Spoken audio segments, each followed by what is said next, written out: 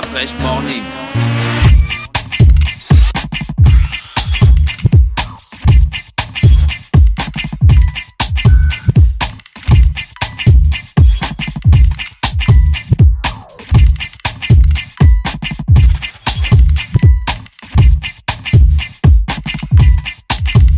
urbanfm.fr. Le Libreville Fitness Tour joue les prolongations. Suite à l'engouement et aux multiples demandes initiées par les femmes, le ministère de la Jeunesse et des Sports, en collaboration avec l'association Yuri, organise une deuxième session de Fitness Tour du 1er au 29 juillet 2017. 5 dates et 2 sites à retenir à partir de 8h. Samedi 1er juillet au stade de l'Institut national de la Jeunesse et des Sports. Samedi 8 juillet, samedi 15 juillet, samedi 22 juillet et samedi 29 juillet au stade d'Onzengayon. Les inscriptions et retraits de kits se poursuivent sur le site unique des Jardins de Gabon Télévision tous les jeudis et vendredis de 9h à 18h. Le Libreville Fitness Tour, un événement du ministère de la Jeunesse et des Sports en collaboration avec l'association Yuri. Infoline 06 97 84 27 07 26 05 09. Sponsor officiel Anza. Partenaire média Urban FM 104.5.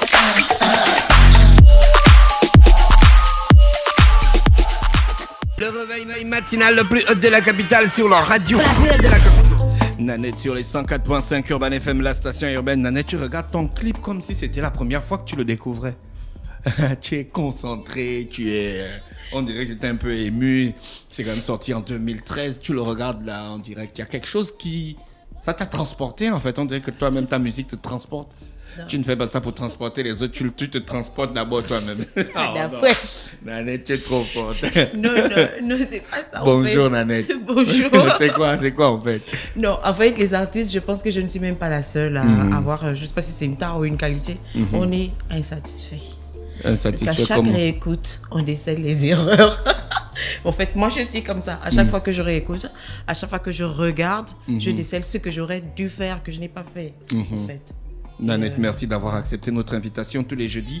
On a 30 minutes qu'on accorde aux artistes qui ont fait la musique concrètement, quoi. Oui. Pas les nyama là qui viennent de commencer. Oui, les nyama. Les nyama, que tu le veux, il y a toujours les nyama. Même si c'est pas choquant, ce sont les nyama. Voilà. Quand on a commencé ces choses-là, ils n'étaient pas nés. C'est sûr. Mais tu vois, toi, tu as commencé par le rap, c'est ça? Exactement. En quelle année? Raconte-nous un peu ta petite histoire rapologique. Ça remonte. J'aurais dû faire mes révisions. C'est pas grave, tu as le droit de te tromper. Alors, ça commence au lycée d'État de l'Estuaire, l'ex-lycée d'État de l'Estuaire, en classe de terminale. Parce qu'on préparait la fête de fin d'année. Ouais. Et à l'époque, le rap était vraiment en émulation. Il y avait des concours de rap dans chaque établissement en fin d'année. Il y avait même des clashs inter-établissements.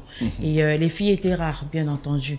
Donc, pour remonter un peu, pour avoir une valeur ajoutée du côté du lycée d'État, il y a un grand frère qui avait remarqué ma graine d'artiste parce que juste avant, j'avais eu le concours de dessin du lycée. Ah, tu étais dessinateur? Oui, j'ai commencé par le dessin, en fait. En fait, tu faisais du dessin? J'ai fait du dessin. Je n'étais pas dessinatrice. Ouais.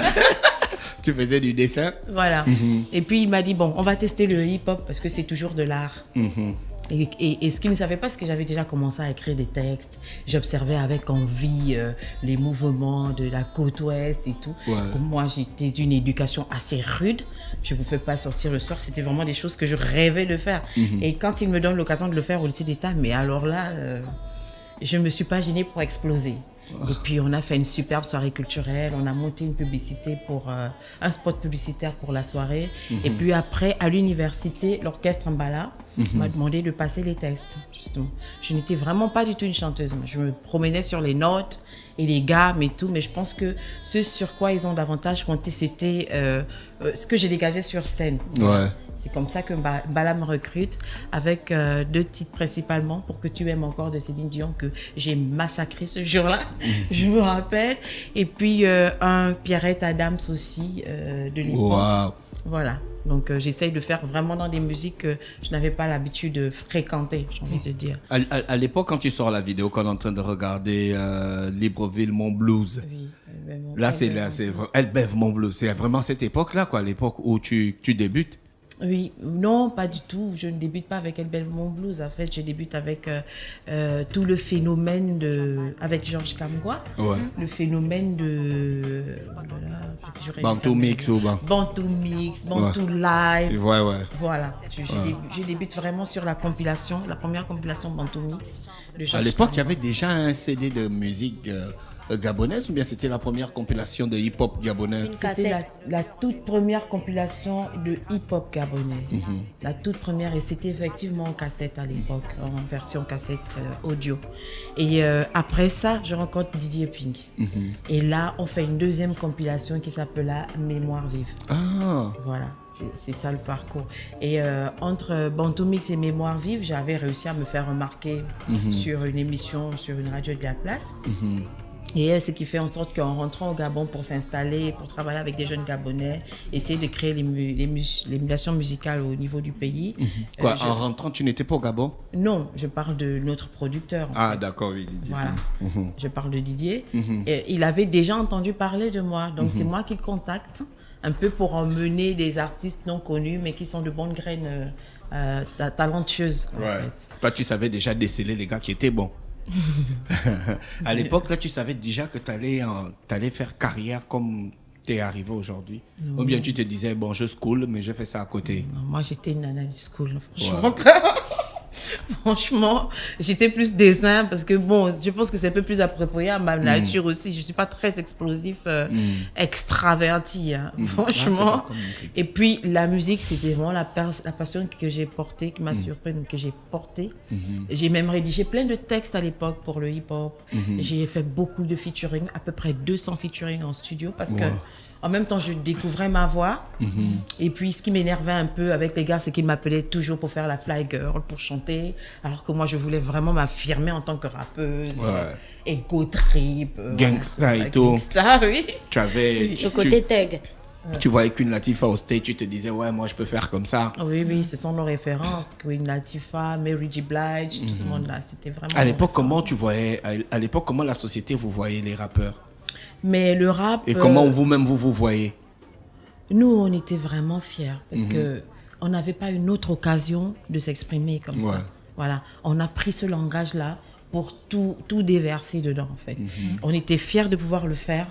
On était toujours fiers de nos rimes, parce que le rap, c'est l'ego trip. Tu n'as pas une âme de rappeur si tu n'as pas une fierté interne, personnelle. Tu n'as pas. Si tu n'as pas une discipline du combat à la soldate, tu n'as pas une âme de rappeur. Voilà les choses principales qui faisaient notre culture urbaine à l'époque.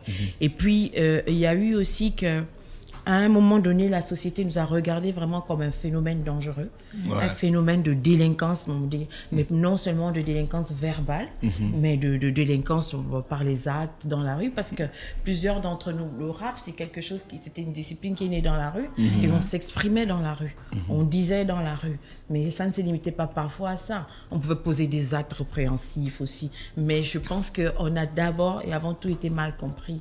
On était vraiment en train de développer... Comment voulez-vous qu'on vous comprenne? Puisque en fait, tu dis qu'on vous a mal compris. Mais justement, on a une partie de la population qui a fustigé le rap. Mais après, les gens se sont vraiment mis derrière nous.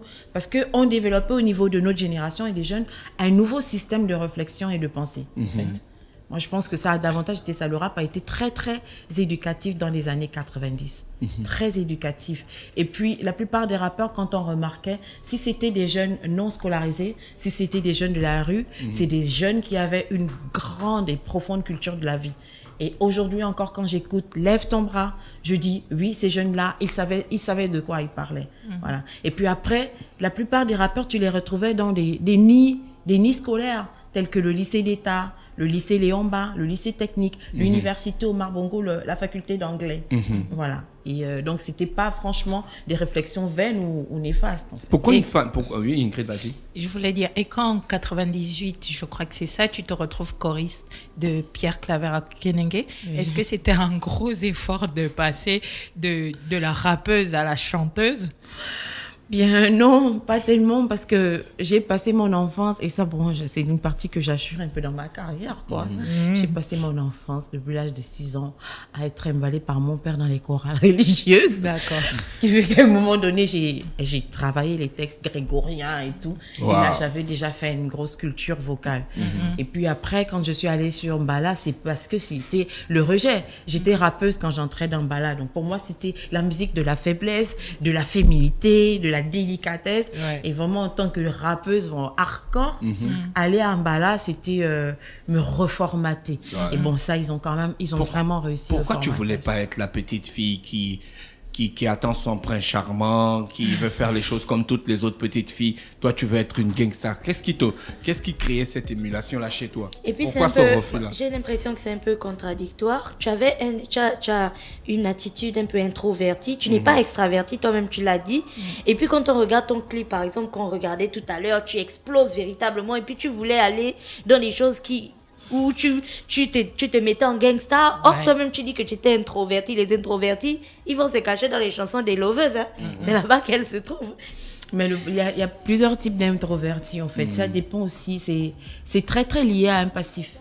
Ah, d'accord. Oui, c'est très, très lié à l'éducation, au croisement, on peut dire.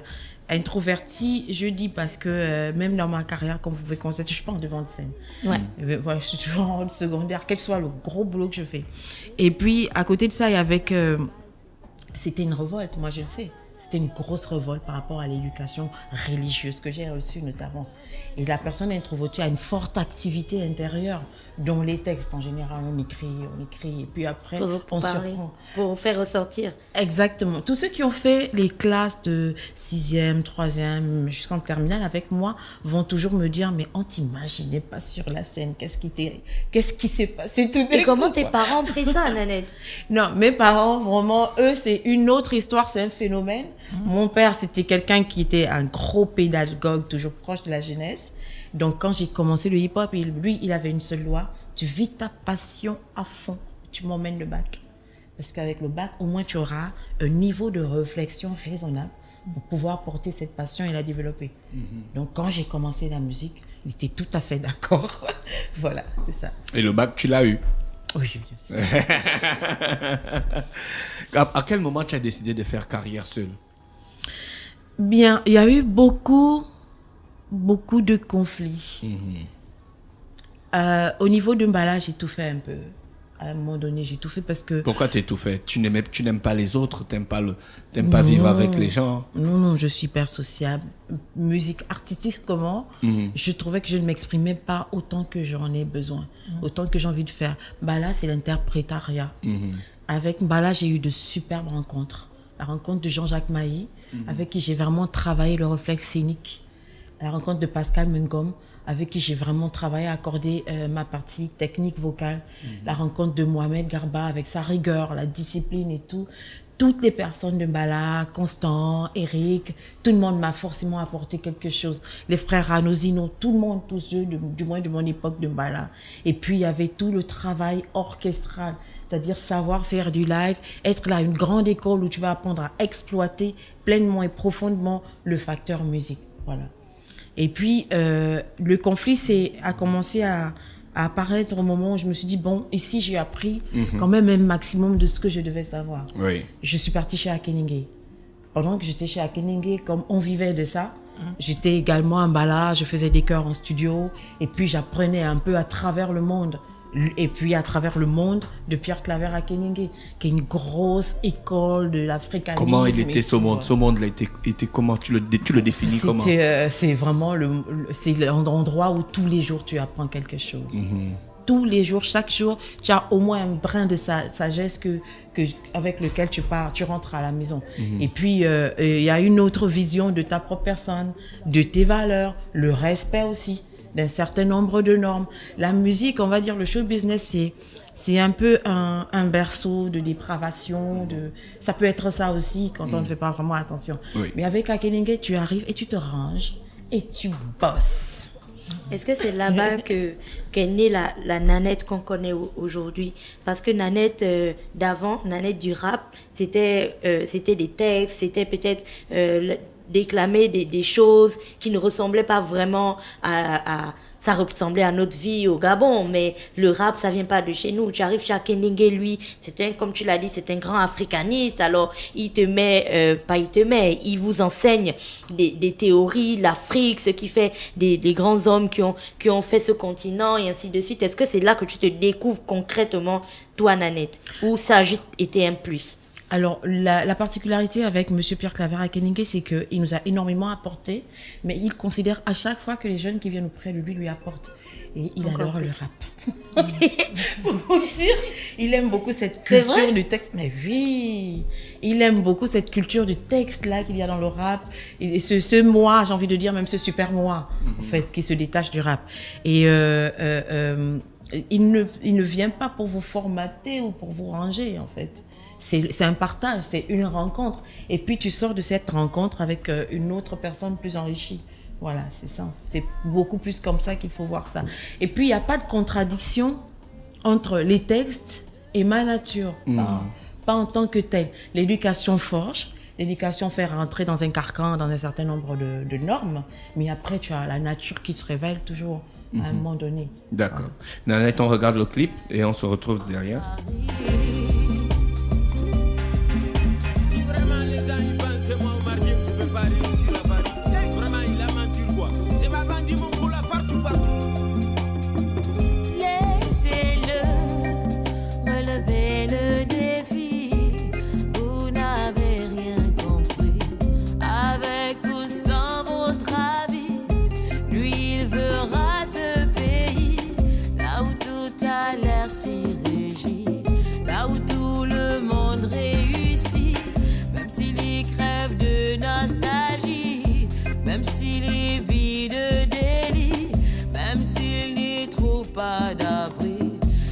Pas changer de pays, il veut juste changer son pays. Laissez-le aller à Paris. Omar Dieng, c'est ça le titre, tout le monde pensait que c'était Paris. Tu exprimes quelque chose de profond que les Africains vivent, au fond d'eux. Oui. C'était à partir d'une observation ou bien d'une expérience? Les deux. Les deux. Alors, l'observation, c'était... Je vais faire un refrain qui m'a beaucoup marqué, si vous permettez. Oui. Il y a un truc, ça va vous revenir tout de suite. C'était... Ouvrez les frontières, laissez-nous passer. Ça, ce cri de rage là, il m'a saisi. Et puis après je me suis dit bon, comment on peut l'exprimer en douceur et comment on peut l'exprimer autrement. Et j'ai rédigé ce texte. Mais ce texte, je le rédige quand je suis encore avec mon ancien groupe El Rack, le groupe avec lequel on a vu le concours EPI, MCM Dakar. Actuelle Trace. Ouais. Et le groupe qui nous a permis d'enregistrer un single avec Youssou N'Dour dans son studio. Et avec le groupe El Rack, on avait fait cette chanson, mais en version rap. Et puis après, on s'est séparés, le groupe s'est cassé, comme j'ai envie de dire, comme d'habitude. Et j'ai dit, bon, il y avait de beaux projets dans ce groupe. Ouais, tu as raison de dire comme d'habitude, parce que tu as fait des groupes qui se sont cassés. Non, c'était le premier groupe dans lequel j'acceptais d'entrer. Avant ça, j'avais travaillé avec plusieurs groupes. Et puis, je me dis, bon, je récupère ça en chantant. Donc, on fait cette superbe expérience-là avec Landry Ongele, qui est à l'instrumental, aux arrangements d'ailleurs. Tu penses que l'Africain peut changer son pays en étant à Paris? Parce que c'est ce qu'il dit, il ne veut pas changer de pays, il veut juste changer son pays. Bien sûr. C'est une grosse phrase, hein? Bien sûr. Elle est très profonde et très pensée. Comment ça va se produire? Alors, nous, actuellement, les Africains, nous vivons dans un autre paradigme. Un paradigme qui n'a rien à voir avec notre nature et qui n'a rien à voir avec notre culture. Il nous a été imposé le paradigme de la modernité avec toutes ces normes. Et jusqu'à aujourd'hui, nous avons un mal d'adaptation. Ça, c'est le premier fait. Donc, si tu vas à Paris, les Africains de Paris ont tort parce qu'ils deviennent, la plupart, ils deviennent vraiment adaptés là-bas et après, ils ne veulent plus rentrer. il faut toujours qu'on réussisse à faire le relais entre notre propre nature qu'on va devoir respecter et continuer de pratiquer et celle qui nous a été importée. Mais pour avoir une maîtrise de celle qui est importée, on est obligé d'aller à Paris pour voir, pour vivre, aller en Occident pour savoir, pour comprendre. Nous, on a des repères, mais on ne connaît même pas l'origine de ces repères. Donc il faut repartir pour voir l'origine. Ça, c'est sur le plan culturel. Maintenant, sur le plan économico-politique et tout, il y a un fonctionnement qui est en France qui est calqué, en Occident qui est calqué, c'est le fonctionnement occidental.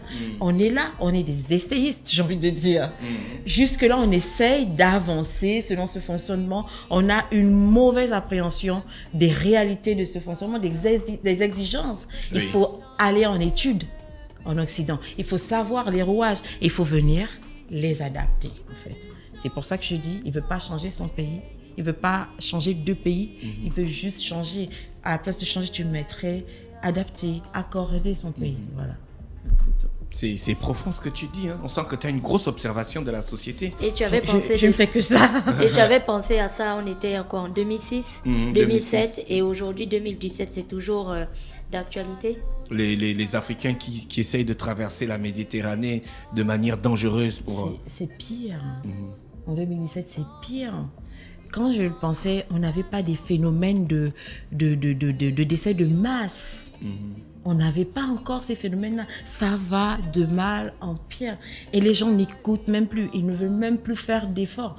Parce que si nous tous on déserte l'Afrique, entre-temps, les autres pensent que l'Afrique, c'est le continent d'avenir. Mais ça va créer un tel cafouillage à travers le monde qu'on n'imagine pas. Il faut qu'on rétablisse les normes au niveau de nos propres pays et qu'on accepte le mal qu'il y a à faire l'effort d'avancer, en fait. À faire l'effort de concevoir qu'il y a un certain nombre de libertés qui sont obligatoires. Les gens partent pour chercher quoi ? Toi, tu as eu l'occasion d'aller à Paris plusieurs fois pour la musique, plus de 2 fois, plus de 3 fois. Tu as collaboré avec des Européens, je veux dire, tu as eu des possibilités d'y rester. Pourquoi tu es toujours revenu ?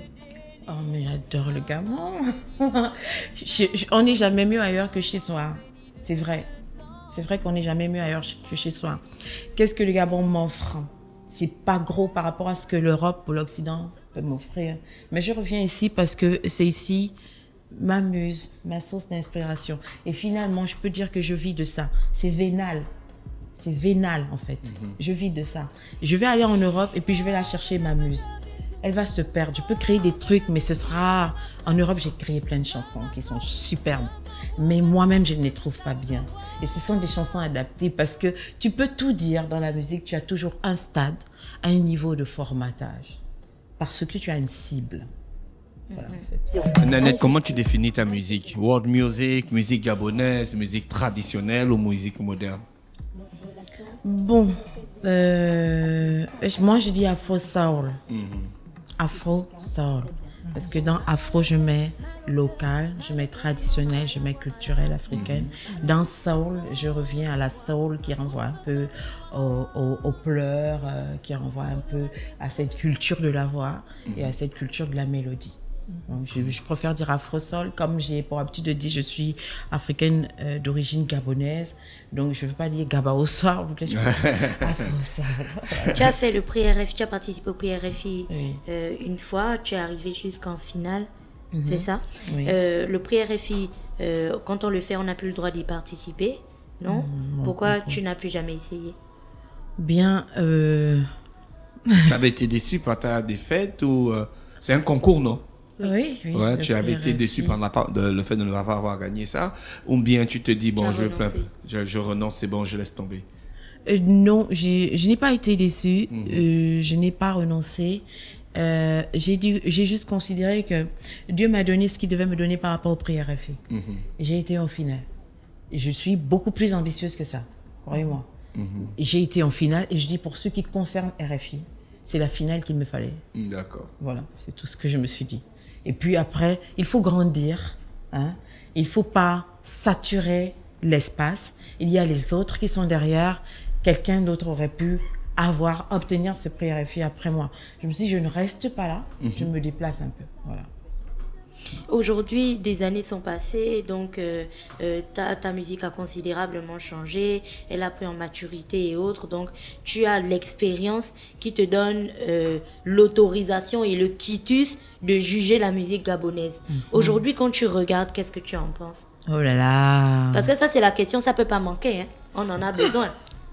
Pourquoi vous me demandez, vous me mettez toujours sur cette Non, chaise? on en a besoin, nous on veut savoir. Quand tu ne veux pas, tu Parce ne veux pas que donner nous, ton nom, pauvres ok, petits tu peux ne pas animateurs, donner ton pauvres nom. petits animateurs de radio, peux tu ne vois, pas on ne donner- peut pas. Tu ne peux Non, ne pas donner ton nom. je vais le donner. Je vais absolument Tu le sais quand même donner. qu'on est dans une situation qui n'est pas réluisante en Afrique en ce moment, en matière de musique. Avec tout ce qu'on a fait, Particulièrement au on Gabon. est même considéré comme des précurseurs sur certains rythmes africains, sur certains styles musicaux africains. Aujourd'hui, c'est quand même un peu triste de se retrouver à ce niveau-là, quoi. Ah oui, en effet. Bon, maintenant, je ne sais pas. Toi, tu es dans une lignée, on appelle ça comment? Un filon où ça tourne beaucoup.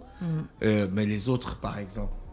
Mais écoutez, j'ai du mal à juger, à décrire la musique gabonaise sans puiser dans les phénomènes sociaux. Parce que la musique, c'est un tout. L'inspiration, la création, c'est un tout qui porte des traces d'inconscient, des traces de subconscient, en fait. Et donc, je vais commencer par parler de cette nouvelle musique urbaine au Gabon. Moi, je la trouve... il faut pas que les jeunes se vexent, mais je veux leur dire peut-être ce que eux, ils ne voient pas.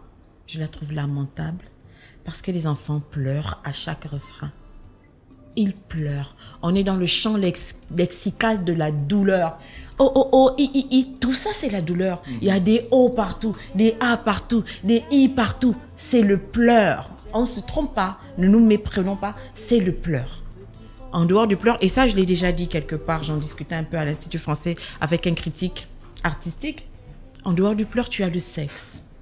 Ils se sont plongés, ils se sont noyés dans le sexe. À côté de ya, il y a la Gola m'a fait ça. Le Garla m'a fait ci. Tu vois, ils pleurent. Il y a énormément, il y a profondément, il y a beaucoup d'amour. Ils ont beaucoup d'amour à donner, mais ils pleurent. Et puis après, il y a le côté... J'ai jamais vu ça comme ça, quoi. Moi non plus. Les chants lexicaux, on On a apprend oublié ça au ça school. depuis.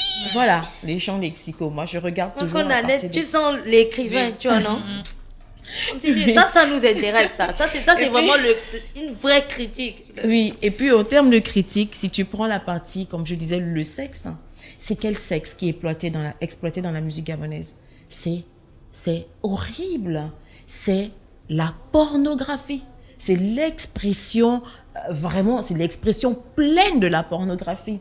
Quand un enfant va à l'initiation sexuelle, qu'est-ce qu'on lui propose? Qu'est-ce qu'on lui montre? On lui propose l'érotique. Et l'érotique, c'est à l'opposé du pornographique.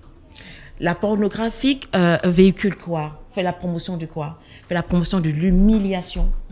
Fait la promotion de la violence sexuelle. Fait la promotion de la douleur sexuelle. Fait la promotion du manque de respect de soi. Tandis que l'érotique, ça fait la promotion des sentiments, ça fait la promotion de la douceur, du respect, De l'exploration du corps. et de l'exploration. Voilà. Mais nos enfants, ils abordent le sexe par le canal pornographique.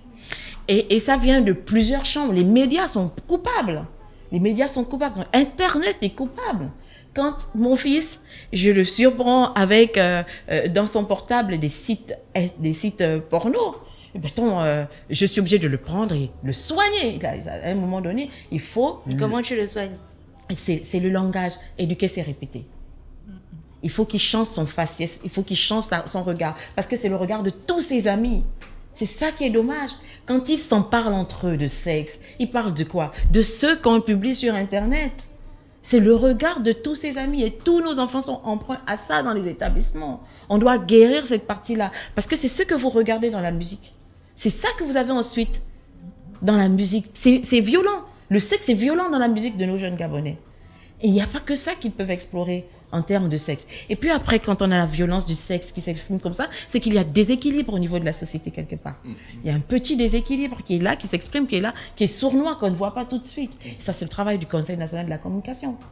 Il faut qu'on éduque nos enfants, il faut qu'on les rééduque au sexe. Il y a D'accord. ça. Voilà. Nanette, nous sommes arrivés au terme de notre entretien. C'était peut-être court, mais avec toi, je sens qu'on peut damer quand moi, genre. Il faut carrément. Tout est dans Fresh Morning, je te jure. Pour elle. Direct avec Merci Vanessa, d'avoir parce qu'on a accepté des choses notre à invitation. Mais c'est C'était moi un qui- réel plaisir de te recevoir ce matin dans le Da Fresh Morning, dans le cadre de la rubrique L'invité du jeudi. Puis il participe à la promotion de la musique gabonaise et ceux qui ont vraiment œuvré pour cette musique. On te souhaite de passer une très bonne journée à l'écoute des programmes d'Urban FM 104.5, la station urbaine. Urban FM. Découvrez et apprenez Urban FM. C'est la première radio urbaine au Gabon. Urban FM, c'est aussi une équipe de jeunes dynamiques à votre écoute pour vous satisfaire. La recherche d'une qualité de son parfaite, de nouvelles techniques de communication. Urban FM, c'est une nouvelle manière de voir et de faire de la radio. Grâce à Urban FM, vous n'écouterez plus la radio de la même façon. Entrez dans l'univers Urban FM 104.5, la station urbaine. 104.5, 104.5, 104.5. Urban FM, Urban FM. Urban FM. Da Fresh Morning.